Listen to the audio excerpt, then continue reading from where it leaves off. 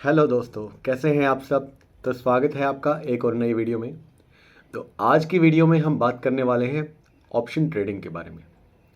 आजकल काफ़ी क्रेज़ चला हुआ है नए लोगों में जो कि ट्रेडिंग में आते हैं। सबको ऑप्शन ट्रेडिंग करने का एक जुनून सवार है और सब ऑप्शन ट्रेडिंग की तरफ अट्रैक्ट क्यों होते हैं। ऑप्शन ट्रेडिंग करनी चाहिए कि नहीं करनी चाहिए, कैसे की जाती है, क्या क्या ऑप्शंस होते हैं, क्या क्या तरीके होते हैं ट्रेडिंग करने के, और क्या क्या आपको उसमें चीज़ें मिल जाती हैं ट्रेड करने के लिए। तो बात करेंगे इस वीडियो में। तो चलिए शुरू करते हैं।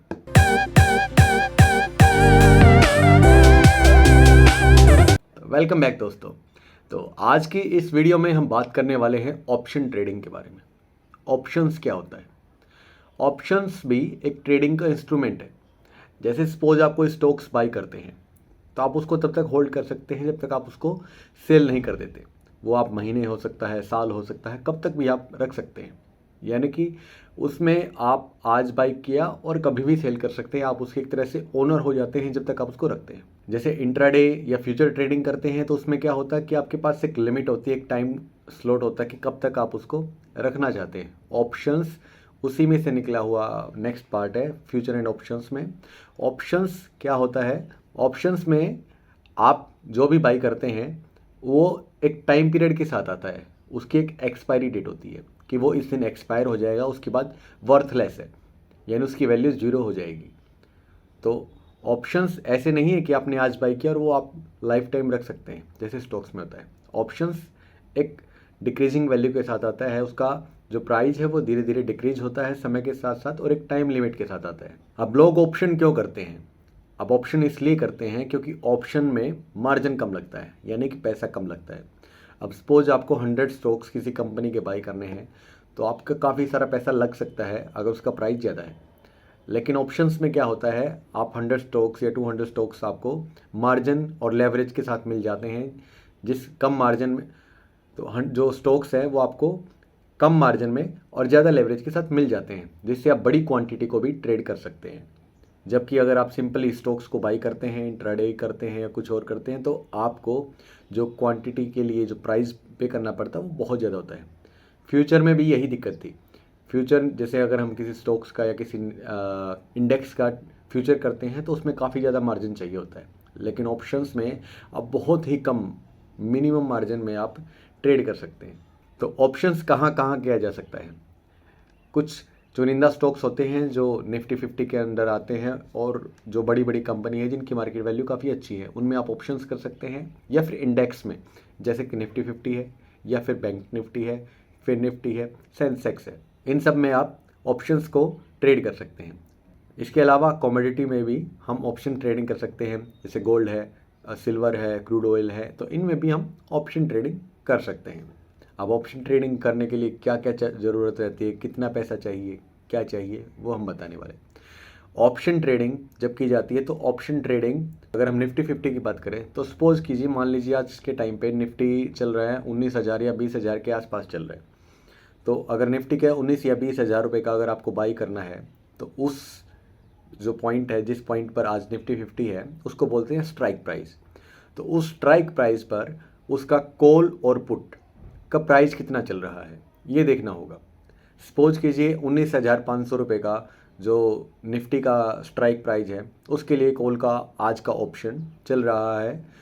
वीकली एक्सपायरी में देख लीजिए तो हो सकता है वीकली एक्सपायरी में उसका चल रहा हो 30 रुपये या 40 रुपये, और ऐसे ही पुट का भी 30 या 40 रुपये के आसपास आपको एट द मनी मिल जाएगा। और निफ्टी की एक लॉट होती है 50 रुपीज़ की, तो 30 इंटू 50 यानी कि तकरीबन 1,500 रुपये में आप एक लॉट बाई कर सकते हैं।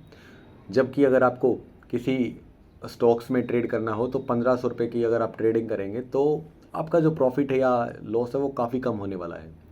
जबकि अगर आप ऑप्शन में करते हैं तो ऑप्शन में क्या होता है, ऑप्शन का जो कॉल या पुट का जो प्राइस चेंजेज होता है वो आपके लोट साइज के हिसाब से होता है। जो अब निफ्टी का लोट साइज है वो 50 का है, यानी कि अगर 1 रुपये का चेंज होगा निफ्टी के कॉल या पुट के ऑप्शन में तो उसमें 50 रुपीज़ का चेंज आएगा। यानी कि आपको अगर प्रॉफिट होगा तो 50 का होगा, अगर आपको लॉस होगा तो वो भी 50 रुपीज़ का होगा। वो इसीलिए ऑप्शन ट्रेडिंग करते हैं क्योंकि 2,500-3 हज़ार रुपये में वो एक लोट या 2 लोट बाई कर लेते हैं, और उसके बाद जब वो ट्रेड करते हैं तो एक छोटे से सिंगल कम अमाउंट में, यानी 2-3 हज़ार रुपये के लोट पर वो लोग अगर उनको ट्रेड उनको अगर अच्छी मिल जाती है तो उनका प्रॉफिट अच्छा हो सकता है। अगर ट्रेड अपोजिट जाती है तो वो जो लॉस है वो भी काफ़ी ज़्यादा हो सकता है, क्योंकि उसमें अगर रिस्क मैनेजमेंट को फॉलो नहीं करेंगे, मनी मैनेजमेंट को फॉलो नहीं करेंगे, ट्रेडिंग रूल्स को एज को नहीं देखेंगे, तो वो जो लॉस है वो काफ़ी ज़्यादा हो सकता है।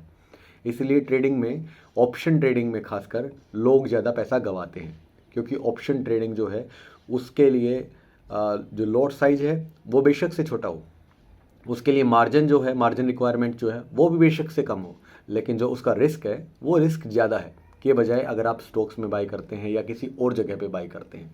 क्योंकि अगर आपने एक लॉट बाई किया, एक लॉट पर आप कितना रिस्क लेंगे? जैसे अगर एक कैंडल होती है, अगर आप कैंडल्स के हिसाब से ट्रेड करते हैं, कैंडल्स के चार्ट को देखकर आप ट्रेड करते हैं, अगर जो आपका स्टॉप लॉस है वो 10 पॉइंट का है या 5 पॉइंट का है तो उसके हिसाब से आप ट्रेड करते हैं। मान लीजिए आपका स्टॉप लॉस 10 पॉइंट का है, 10 पॉइंट यानी अगर हम उसके एटीएम की बात करें, एटीएम पे प्राइस हाफ होता है, यानी 10 पॉइंट यानी 5 रुपये का हुआ, तो 5 गुना 50 यानी 5 into 50 is equal to 250 rupees, यानी 250 रुपये का आपका एसएल है। अगर आप उसका रिस्क रिवॉर्ड के अकॉर्डिंग 1:2 भी लेते हैं तो आपका प्रॉफिट 500 रुपीज़ के आसपास हो जाता है। ये भी बड़ी वजह है कि आप जब ऑप्शन ट्रेड करते हैं तो जब प्रॉफिट होता है तो वो अच्छा हो जाता है, क्योंकि उसमें 50 के मल्टीप्लाई में चलता है। अब बैंक निफ्टी का जो लोट साइज है वो 25 का है, हालांकि अब शायद चेंज हो चुका है, वो 15 का हो चुका होगा, तो इसीलिए वो वहाँ पर प्रॉफिट या लॉस आपका उसके मल्टीप्लाई में चलता है जितना उसका लोट साइज है। अगर आप स्टॉक्स में ट्रेड करते हैं तो स्टॉक्स में किसी का 250 का, किसी का 300 का, किसी का 150 का है, तो इस हिसाब से उसके प्राइस चेंज को उससे मल्टीप्लाई करके आपका रिस्क रिवॉर्ड रेशो आपको निकालना चाहिए, तभी आपको ट्रेड करना चाहिए। अब बहुत सारे लोग जो ट्रेडिंग में फेल होते हैं उसकी वजह यही होती है क्योंकि उनको अपना रिस्क कैलकुलेट करना नहीं आता। ऑप्शंस में रिस्क को कैलकुलेट करना काफ़ी मुश्किल हो जाता है, क्योंकि बहुत सारे लोग जब आते हैं तो उनको पता ही नहीं होता कि इसमें एक टिक यानी एक पॉइंट से दूसरे पॉइंट पर जाने पर या 1 रुपये का चेंज होने पर उनको कितने रुपए का प्रॉफिट होगा और कितने रुपए का लॉस होगा, क्योंकि सीखते नहीं हैं लोग, और इस वजह से ही ट्रेडिंग में 90% लोग फेल भी होते हैं।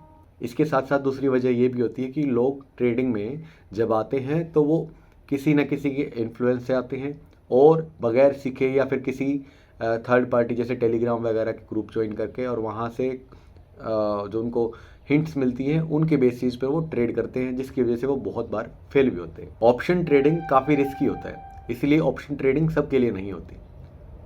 अगर आपको ट्रेडिंग सीखनी है तो आप इंट्राडे कीजिए, जैसे HDFC बैंक है, एक्सिस बैंक है, तो इस तरह के बैंक्स में या फिर इस तरह के स्टॉक्स में आप पहले ट्रेड कीजिए, आप इंट्राडे कीजिए, आप ट्रेडिंग को सीखिए, तभी जाकर आप ट्रेडिंग करें, वरना आपको लॉस काफ़ी ज़्यादा हो सकता है। अगर आपको लगता है कि इसमें आपका मार्जिन ज़्यादा लग रहा है, प्रॉफिट कम हो रहा है, तो आप इसकी जगह पर कमोडिटी में भी ट्रेड कर सकते हैं। कमोडिटी में एक सिल्वर माइक्रा के नाम से आता है।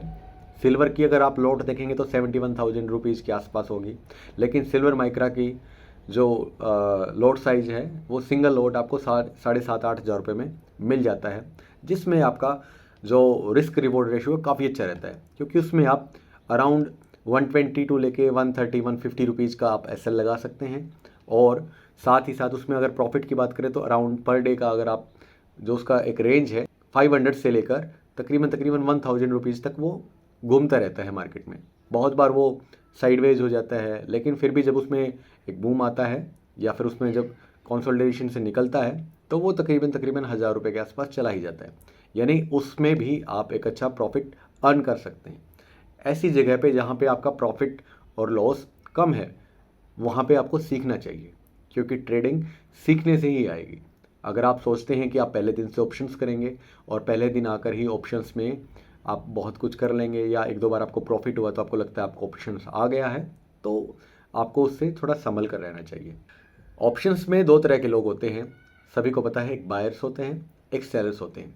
बायर्स वो होते हैं जो रिटेलर्स होते हैं ज़्यादातर, और जो छोटे मार्जिन के साथ आते हैं, यानी छोटी कैपिटल के साथ आते हैं, कम पैसों के साथ आते हैं, वो लोग बाई करते हैं। जैसे जिसके पास 10,000, 15,000, 20,000 रुपये, 50,000 रुपये के आसपास की कैपिटल है, वो ज़्यादातर बाइंग करना चाहते हैं, क्योंकि बाइंग में उनकी कैपिटल कम लगती है, उनको लोड साइज ज़्यादा मिल जाता है, तो उनका रिस्क और प्रॉफिट उसी हिसाब से चलता रहता है। दूसरी जो कैटेगरी है सेलर्स की, सेलर्स को ट्रेड करने के लिए ज़्यादा पैसा चाहिए होता है, क्योंकि वो सेल करते हैं, और सेलिंग का जो मार्जिन है, अगर हम निफ्टी की बात करें तो एक लॉट को सेल करने के लिए तकरीबन 1 लाख से 1.25 लाख रुपए तक लग जाता है।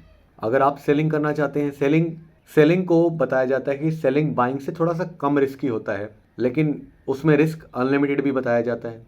तो बहुत सारी चीज़ें हैं, बहुत सारे मिथ्स भी हैं जो मार्केट में बायर सेलर्स के बारे में फैली हुई हैं। जो सेलर्स होता है उसका रिस्क अनलिमिटेड भी हो सकता है और कम भी हो सकता है, ऐसे ही बायर्स का भी होता है। अगर बायर्स को ऑप्शंस के बारे में पता है अच्छे से, तो वो अपना रिस्क को कंट्रोल भी कर सकता है, क्योंकि बाइंग और सेलिंग दोनों में ही एक चीज़ होती है स्ट्रेटजी या फिर स्प्रेड्स जिसको कहते हैं, तो वो अप्लाई करके वो अपने रिस्क को कंट्रोल कर सकते हैं। अब स्प्रेड्स क्या होता है या स्ट्रेटजीज क्या होती है कि ऑप्शंस में आपको एक मौका मिल जाता है, एक ऑप्शन मिल जाता है, जिसके थ्रू आप एक ऑप्शन के साथ दूसरा ऑप्शन बाई या सेल करके अपने रिस्क को कम कर सकते हैं। सपोज आपने एक लॉट सेल करना था, मान लो आपको लगा कि मार्केट में अब फॉल आने वाला है और आपने कॉल को सेल कर दिया।